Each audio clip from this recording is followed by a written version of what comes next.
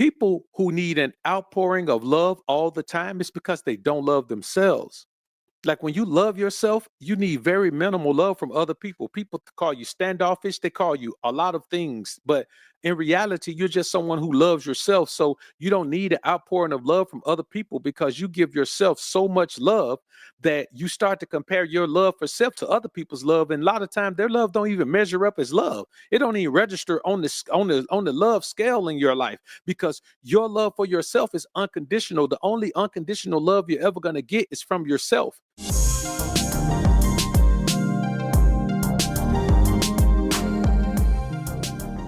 And let me tell you something right now. Anyone who expects unconditional love from you is delusional and they're confused. And you're going to get yourself caught up in a situation that's going to affect your life in a negative manner because you can't love them unconditionally, but they'll always put the burden on you and they'll always give you disappointment and always give you, confusion and always give you all of these different things they're feeling because you don't love them unconditionally. Well, here's the thing. No one on the planet has to accept another person's flaws except that person. No one else has to accept the person's shortcomings except that person. No one else has to be okay with you being exactly who you are 100% in every aspect of your life except you. And people who don't have that, they are an emotional burden to those people that they are fortunate enough to interact with. And the flip side is those people they interact with are unfortunate to be interacting with them. Also, people who need too much support. Like people who can't muster self-support, people who can't muster self-motivation, people who can't muster the motivation that it takes to get up and go hard at what you want to do every day. They need support on everything. Sometimes that support is financial. Financial support is something that you have for your offspring, for your dependents. You're not obligated to have financial support for other people. These are adults. They have the same 24 hours in every day that you have, but we force these relationships because we feel what? The term is obligated. We feel an obligation to allow ourselves to be used as a human piggy bank to other people. That's what we feel. We put ourselves in a position where we feel like because we're blessed, that our blessing needs to be shared with everyone. That's not why God gave you the blessing. He gave you the blessing for what you do, for who you are. Yes, we all give, but to make yourself responsible for someone, it's a heavy burden. And you think about you find yourself ending up paying people to stay in relationships with you. One day you wake up and you realize and you know when you realize it? You realize when you don't give them something, how they respond. When someone responds negatively because you didn't give them something financial, that person was only with you for the financial benefit of it. It doesn't matter who that person is. It can be your child. It can be your mom. It can be your spouse. It can be your family member. It can be your friend. It can be your community. Whoever it is, if they act differently with you when you tell them no than they do when you tell them yes, now everybody's going to be a little bit disappointed to hear a no. No is something that disappoints human beings because we don't tell ourselves no enough. You know what I mean? When you know you're overweight and you see a piece of cake, you can't tell yourself no. When you know you have a problem and you're going over there to that substance, you can't tell yourself no. When you know you're going to a spot that's probably going to get you in trouble and you go anywhere, you can't tell yourself no. So when you can't tell yourself no, it's hard for you to receive no's from other people. And that's the majority of people on the planet, to be honest with you. This is the majority of people in this society for sure. But they change on you. And that's your indication at that very moment that they only value you for what you do for them, period. And at that very moment, I find that out about someone, I cut them loose. Why? Now, I don't necessarily even stop dealing with them, but whatever I was doing for them financially, it's done.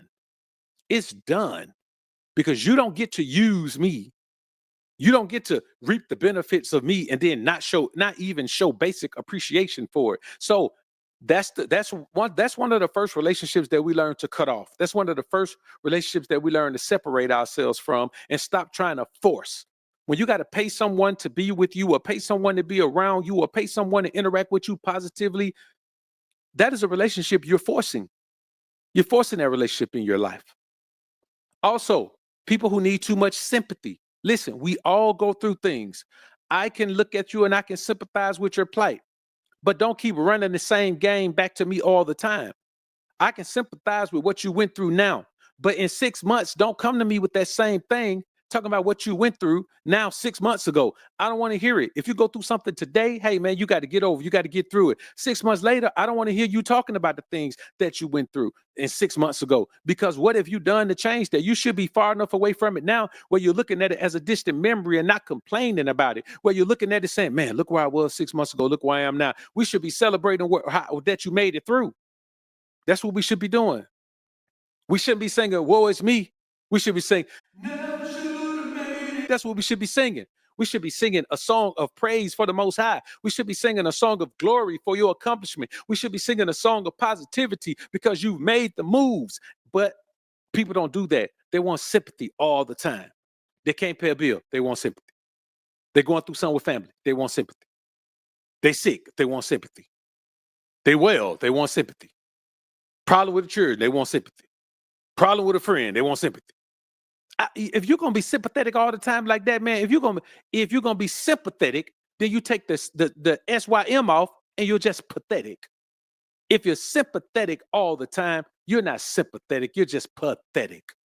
We don't have time to live our lives that way. They want too much and give too little. This is how we get to the point where our circle gets so small, because we start to learn these lessons and we start to understand the reality of these relationships that we're forcing in our lives. And listen, a lot of times you develop an emotional attachment, or at the very least an emotional connection to these people, and it's hard to let them go. But you have to understand one thing: whatever you think they feel for you isn't real, because guess what? You understand. You understand love because you love yourself. So you understand when what they're selling you as love isn't love. You understand when what they're selling you as appreciation isn't appreciation. You understand if what they're selling you as dedication is not dedication. And it's time to make the adjustments once you understand that. People don't give enough respect. And here's the problem: if people don't respect themselves, they can't respect you. Respect and love are the same in that way. If they don't love themselves, they can't love you. If they don't respect themselves, they can't respect you. Love and respect start with self. Love, respect, and appreciation. All three start with self. Those are the top 3 things that start with self. There's a bunch of them. There's probably about 10 things, 10 character traits, 10 human qualities that we all strive to have that start with self. If you can't do them with yourself, you can't do them with other people. And appreciation and respect are the main 2. Appreciation, well, love, appreciation, and respect. We've already covered love, but appreciation, people don't show enough respect, man. You ever seen 2 people arguing and they saying all type of foul things to each other? Now, one of those persons respects the other, and they're just responding with the same energy. They got lured into a situation. They got drawn into this war of words, or whatever they're having at that particular time. But one of those people they don't have any respect for the other. And when it comes to respect, man, self-respect is a major thing, brother. And a lot of time people think they respect themselves, but how you respect yourself when you treat yourself poorly? Simple things. If you know you grind hard, if you don't get enough sleep, you don't respect yourself. You don't even appreciate yourself. You don't love yourself. Sometimes disrespect is not a verbal thing. Sometimes disrespect is an action. Someone who steals from you, they don't respect you. Someone who presents themselves in a way that's not true to their authentic selves, man, they don't respect you. They think you're a fool. Anyone who tried to play you for a fool is disrespectful, dog. Treating you like a fool, treating you like an idiot, treating you like someone who doesn't have common sense is disrespectful. One of the most disrespectful things you could do is play with someone's intelligence, question someone's intellect, try to create a caricature of someone's common sense being. And another thing that people give too little of is honesty. People lie, man. I mean, people lie about the simplest things. It's better to plead the fifth than just tell somebody a blatant lie. Plead the fifth. Say you don't know. Say, I ain't got nothing to do with that. Get upset that they even asking. Man, I don't even know why you asking me that. Why I mean nothing like that? At least you're not lying. You're just avoiding the question. I'd rather you avoid the question than tell me a lie. But people aren't honest enough. Why? Because people have ulterior motives that they don't disclose. It's called ulterior for a reason. That is the true reason that they're with you. The true reason that they want to be around you, the true benefit they see from the relationship. And it's ulterior because they know if they put it on the table from the beginning, you would know they were using you. Think about how many men have been in relationships and realized that they were only in a relationship with the woman because she wanted money. Think about how many employers find out they had only employed this person, no matter how great they were, because this person lied on their application. Think about how many people are stuck in a job because when they first went there, they told them it would be an opportunity for growth. They've been there 10 years and been skipped over for 3 promotions already. Yeah, there's an opportunity for growth, but they didn't tell you that that opportunity wasn't going to be for you. You see other people growing, so they didn't technically lie, but they weren't all the way honest either. Ulterior motives. This chat is always subscribers only and members only, mostly members only, every now and then subscribers only, like it is right now, for a reason. Because people come to places like this with positive energy with an ulterior motive. They come, they jump in the chat, they say something, and then they go left. And I said, you know what? Yes, I have a couple of moderators, but my moderators come in here. They don't come in here to patrol the chat. They come in here to share in the good word, to spread the good word in the chat too. So I want y'all to understand that most people are going to have an ulterior motive for why they want to deal with you. And I mean, listen, it's not a bad thing. It's just a true thing. Most people are going to have an ulterior motive for the way they want to deal with you, for the reason they want to deal with you. There's really not a lot we can do about it. We just have to understand that. And once you find out what they have, it doesn't even matter what the ulterior motive is. Having an ulterior motive represents that you can't be trusted. It represents you can't be trusted. You'll meet someone and they'll portray themselves as something they're not, and then on the back end you realize that you're tied in financially, or you're tied in emotionally, or you're tied in mentally, or you're tied in physically. Some kind of way you're tied in, brothers. And I want y'all to understand, we have to protect ourselves from these bad relationships. They're going to destroy you.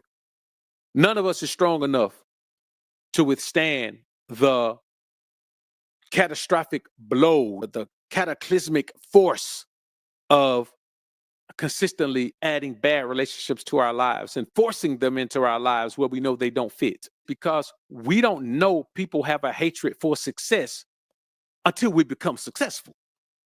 You surround yourself with people who aren't successful, and you're not successful yet, but you're on your way, right?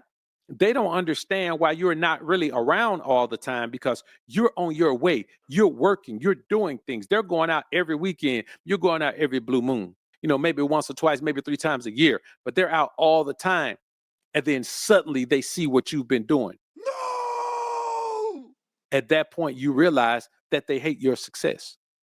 And see, let me tell you something. Don't ever take it personal when people hate your success. They don't hate your success. They hate any success. It just so happened that you happen to be someone from their circle who has it, so it's always in their face. They got to see it all the time. And here's the problem, man.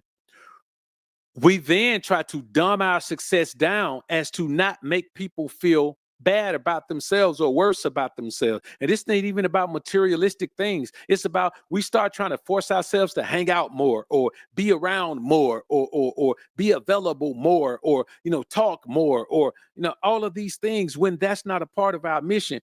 When people have a hatred for success, the very moment you see it, you need to flee the scene, because hatred for success makes success go away. Success doesn't come around hatred for itself. Think about you. Tell me when the last time you tried to go befriend and hang out with people and become partners with people that you know for a fact hated your guts. Whenever you showed up, they just got into the foulest mood, the foulest, most negative mood ever. Tell me when you showed up to that. So what make you think success gonna show up to it? If you ain't showed up to it, what make you think success gonna show up to it? Everything in this world is about energy. So the energy of success is not gonna come around the energy of failure. And you have to be a failure if you hate success. You have to be. Like, if you hate success, you're not going to go around success. So you're an automatic failure. You have to avoid those people. And remember, it doesn't show up until you come up. So that's why you can't get too tied into people and make these strong relationships unless people prove to you that they're loyal. That's the thing. People have to prove their loyalty to you. Once they prove their loyalty to you, and that it has no boundaries, that just money doesn't change their loyalty. Fame doesn't change their loyalty, whether you have it or they have it. You have to only deal with people who have proven that they can be loyal through all sorts of different situations and circumstances. See, when you come around and you're motivated, everybody seems motivated, because you bring that positive energy around. And people are, yeah, they talking. When you come talking the talk and walking the walk, then they talk the talk too. They feel it, man. They like, yeah, man, let's get it. Yeah, we can do it. But you got to look at their lives. What are they doing with their lives? What are they doing to improve their plight in life? What are they doing to move forward toward their goals? What are they doing to improve their knowledge and improve their wealth, improving whatever they need to improve in order to grow in life?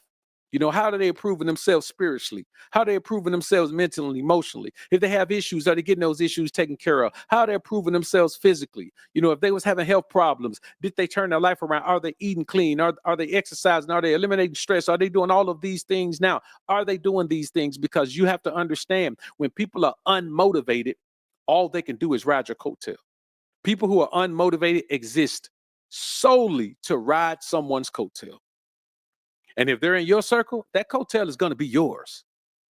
And you got to ask yourself, man, why am I allowing these people to ride my coattail like this? Like, it's one thing to have people around that are contributing something to the growth, and so they get to take the ride with you. But people who are just around to ride coattails, man, they're dead weight. And that's one of the main reasons. That's one of the major relationship detriments that we have in our lives, having the people around who are just dead weight. You can't afford it. If they're dead weight, brother, you have to move forward away from them, because they will weigh you down. They will bog down your success. I promise you they will. And y'all know I ain't making this up.